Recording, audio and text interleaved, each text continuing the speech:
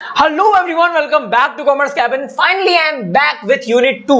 अब आप सोच रहे होंगे क्या भैया इतना टाइम लगता है यूनिट 1 से यूनिट 2 पहुंचने में, कश्मीर से कन्याकुमारी थोड़ी जाना है। लेकिन यार क्या ही बताऊं, मैं कर रहा था एनटीए का इंतजार कि वो कुछ बोले यार कि सीएस नहीं आएगा, लेकिन एनटीए ने जब कुछ काम नहीं किया तो ऑब्वियस सी बात है काम तो मुझे करना पड़ेगा।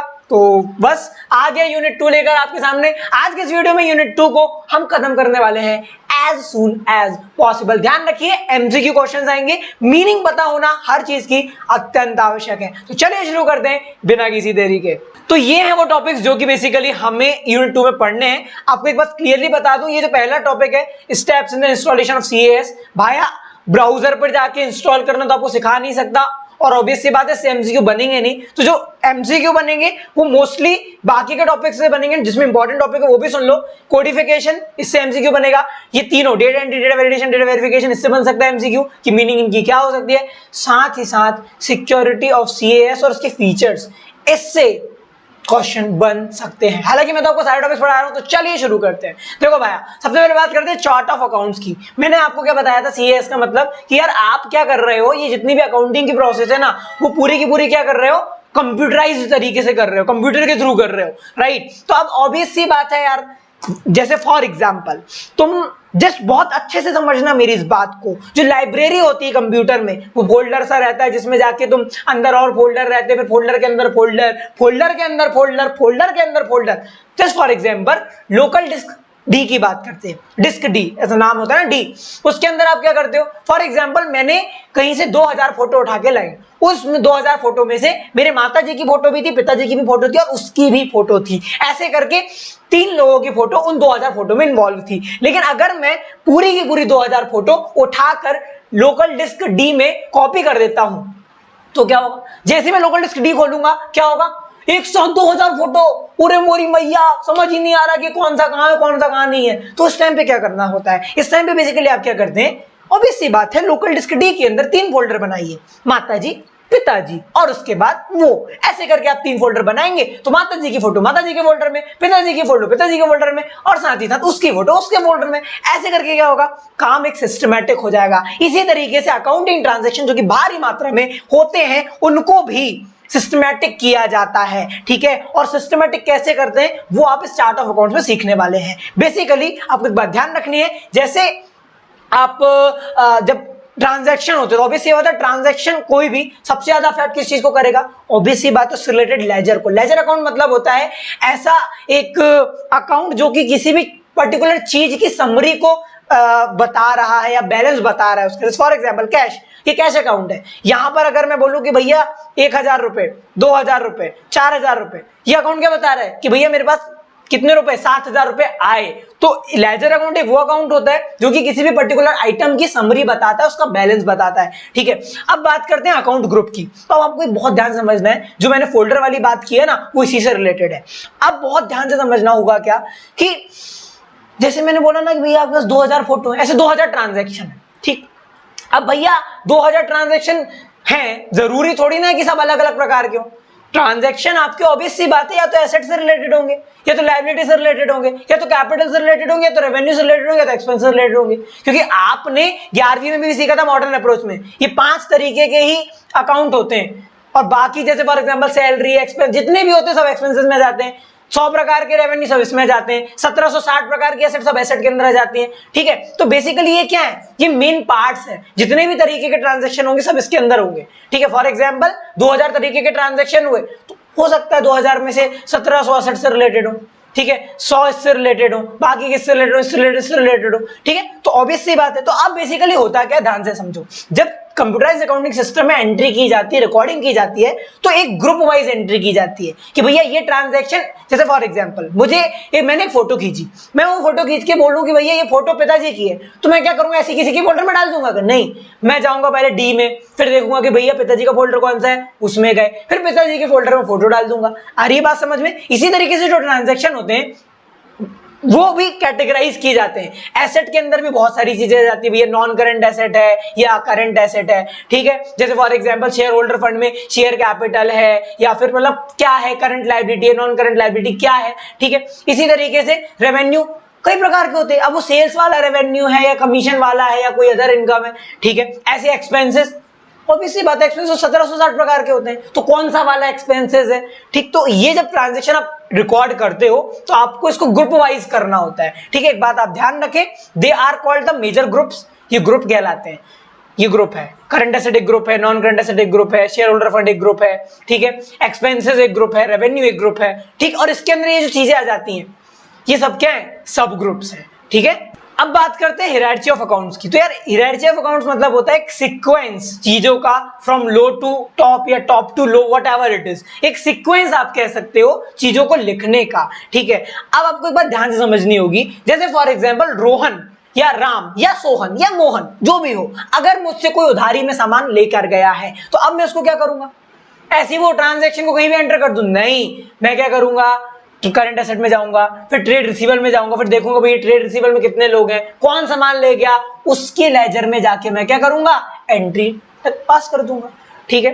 अब बात करते हैं कोडिफिकेशन ऑफ अकाउंट्स के बारे में। देखो सीधी सी बात है, आपने अकाउंटिंग एंट्री पास करने के लिए इतने सारे ग्रुप्स और इतने सारे सब ग्रुप्स बना लिए, बट जब आप ट्रांजैक्शन रिकॉर्ड करोगे तो घंटा पता कैसे चलेगा कि कौन से वाले में करना है? और वहां पे जब 1760 प्रकार के ग्रुप देखेंगे, मतलब इतने सारे ग्रुप देखेंगे, तो कैसे तुम डिसाइड करोगे कि मुझे इस ट्रांजैक्शन को कौन से ग्रुप में रिकॉर्ड करना है? तो इसको क्विक करने के लिए और ज्यादा सिस्टमैटिक करने के लिए कोड का यूज किया जाता है, विच इज कोडिफिकेशन। कोडिफिकेशन का मतलब होता है कि आपने जो भी ग्रुप्स हैं उनका नामकरण कर दिया। फॉर एग्जांपल एक क्लास में 1700 बच्चे हैं, 1700 ज्यादा हो गए, ओके, एक क्लास में 120 बच्चे हैं। अब कॉमर्स में 120 बच्चे हैं, तो ऐसा नहीं होता कि स्कूल वाले क्या करते हैं, A section, B section, C section, ऐसा तो नहीं बोलेंगे ना कि वो वाले बच्चे जो थोड़े ठिगने हैं जरा इधर आ जाओ, वो वाले बच्चे जो थोड़े मोटे हैं जरा इधर आ जाओ, वो वाले बच्चे जो पतले थोड़ा इधर आ जाओ। नहीं ना, क्या किया, कोडिफाई कर दिया, A section, B section, C section. सीधी बात बोलेंगे भैया बी सेक्शन के सारे बच्चे निकल कर आओ, जो बच्चे बी सेक्शन वाले वो सीधे निकल के जाएंगे, ठीक है। इसी तरीके से हर अकाउंट को, हर टाइप के ग्रुप को एक कोड दे दिया गया है और इनका नामकरण करना, कोड देना is called codification of accounts, ठीक है। तो अब कुछ मेथड्स हैं जिनके थ्रू नामकरण किया जाता है, क्योंकि आप एवं किसी का नामकरण नहीं कर सकते। चलिए देखते हैं कैसे। सबसे पहला है सिक्वेंशियल कोडिंग।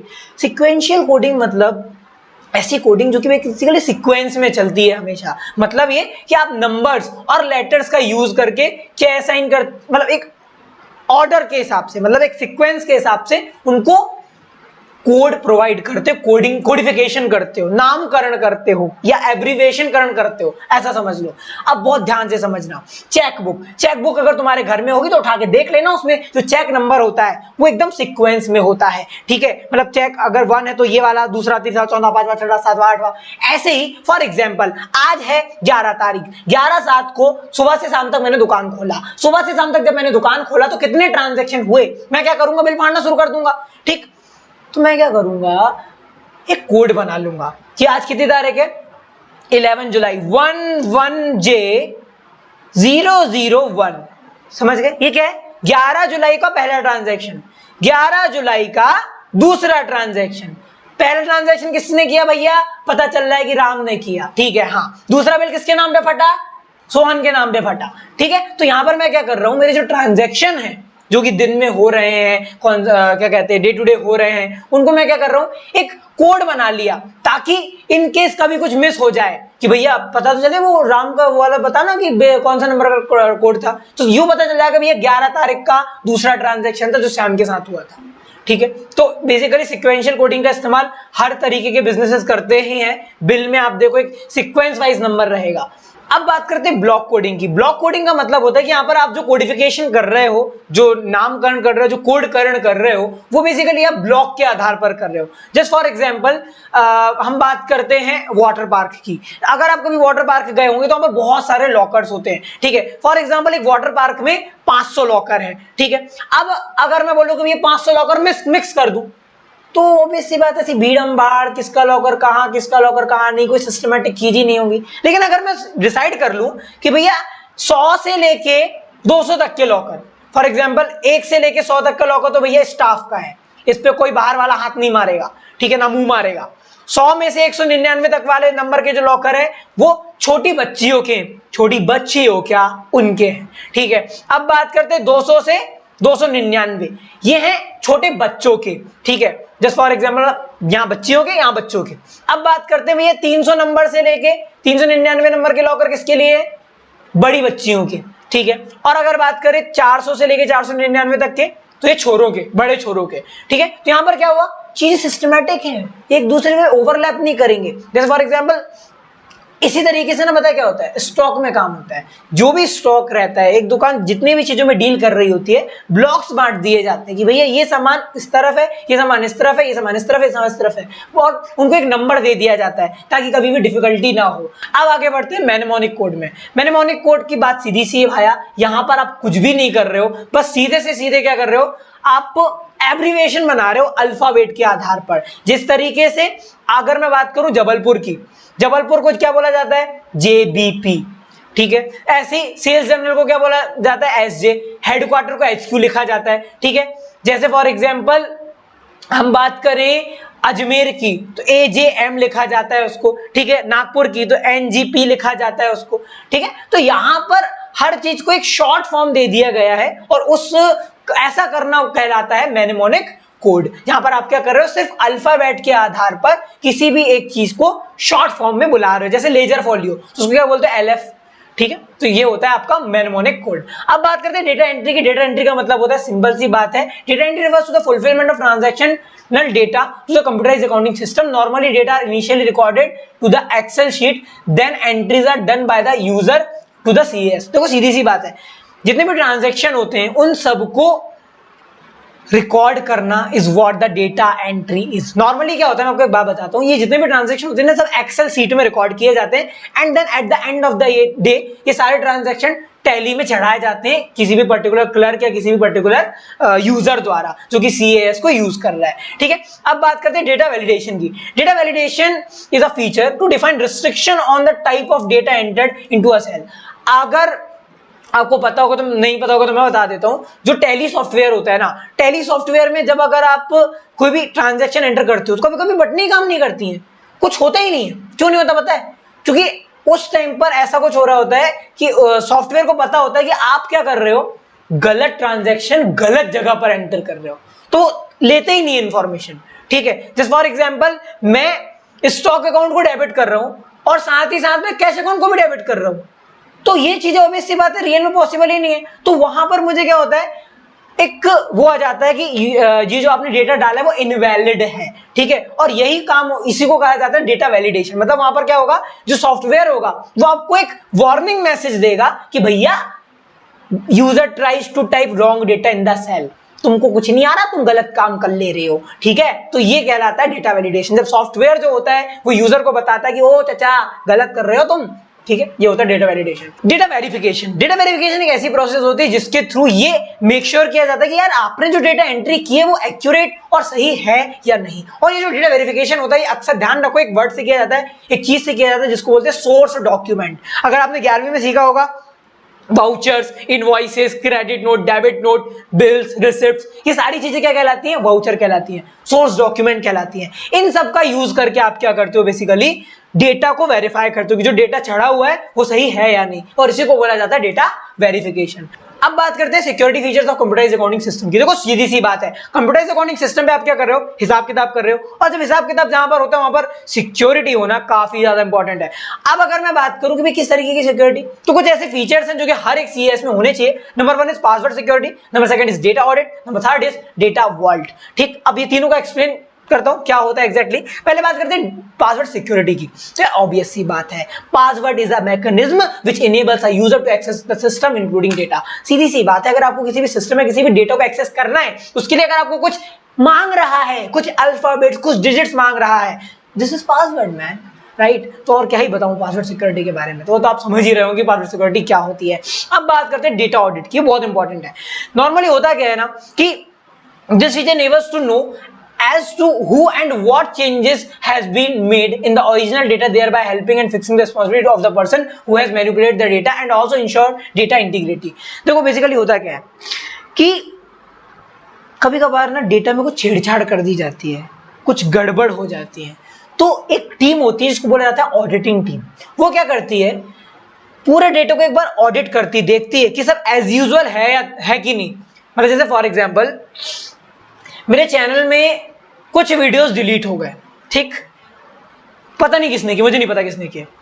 मेरी जो डेटा ऑडिटिंग टीम है वो देखेगी कि यार ये वाला वीडियो गायब है, ये वीडियो गायब है, ये प्रॉब्लम है, ये प्रॉब्लम है, यहाँ पर डिस्क्रिप्शन गायब कर दिया गया तो वापस से डिस्क्रिप्शन वहां पर लगाएगी। तो कुल मिला के जो भी इंफॉर्मेशन है, अगर वो किसी भी तरीके से किसी ने मैनिपुलेट कर दिया है, इधर उधर आगे पीछे कर दिया है, कुछ एक्स्ट्रा या कम लिख दिया है, तो उसको एक बार रीचेक करके सही करना। This is what the data audit is. अब बात करते हैं डेटा वॉल्ट की। देखो वॉल्ट का मतलब एक बहुत अच्छी चीज होती है। वॉल्ट का मतलब होता है एक ऐसा रूम जहां पर कड़ी सिक्योरिटी है, अच्छा मोटा दरवाजा, 15-20 कुत्ते जो भी हो यार, ठीक है, मतलब सिक्योरिटी वाले कुत्ते। अब बात करते हैं डेटा की। तो जब डेटा को सिक्योर किया जाता है उसको बोला जाता है डेटा वॉल्ट, ठीक है। अब आपको एक बात बहुत ध्यान से समझनी है कि आज के जमाने पे एक नई चीज आई है जो कि एडिशनल सिक्योरिटी प्रोवाइड करता है डेटा को, विच इज इंक्रिप्शन, ठीक है। इंक्रिप्शन का मतलब होता है भाया कि आपकी जो इंफॉर्मेशन है ना उसमें कोई घुस नहीं पाएगा। दो लोग अगर कम्युनिकेट कर रहे हैं तो उनके बीच में कोई थर्ड पार्टी ना उस चीज को देख सकती है, ना उस चीज को कभी एक्सेस कर सकती है। इट्स एब्सोल्युटली इम्पॉसिबल, ठीक है। ये कहलाया जाता है इंक्रिप्शन। तो ये जो इंक्रिप्शन फीचर होता है ये भी हर एक CAS में होना चाहिए कि कोई भी थर्ड पार्टी आकर उस पर्टिकुलर डेटा को ना देख सके। तो ये थी यूनिट 2। सो होप गाइस ये आपको वीडियो पसंद आया होगा। एंड अब बात करें दो बाकी यूनिट्स की, तो यार आई सजेस्ट यू, वैसे तो मैं पहले से सजेस्ट कर रहा हूँ कि 10 क्वेश्चन छोड़ने का ऑप्शन है, बट तुम्हारे कमेंट्स जब मैंने देखे ना तो गांड जल गई मेरी, अब तो वीडियो बनाऊंगा ही बनाऊंगा। तो अब इनकेस आप इस वीडियो में और मोटिवेशनल कमेंट करते हैं कि यार बनाओ बनाओ बनाओ, तो डोंट वरी, कल परसों नर्सों के अंदर तीसरा और चौथा यूनिट भी आपको मिल जाएगा आपके एग्जाम से पहले। लेकिन डिपेंड करता है कि आग कितनी जमकर लगती है। बहुत बहुत शुक्रिया आप सभी का। अगर कोई डाउट तो कमेंट सेक्शन में पूछ लीजिएगा। मिलते हैं अगले वीडियो में। Till then bye bye, see you soon in the next cabin.